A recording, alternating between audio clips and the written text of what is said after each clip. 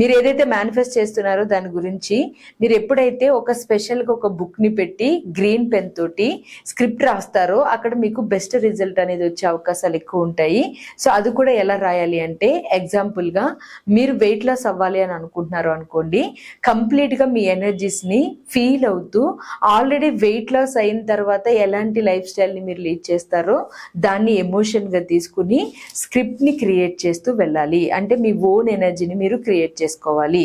Example, నేను చాలా హ్యాపీగా ఉన్నాను 15 కేజీల బరువు తగ్గినందుకు. ఇంత బరువు తగ్గడం అనేది నాకు ఒక అచీవ్మెంట్ లాగా అనిపిస్తుంది.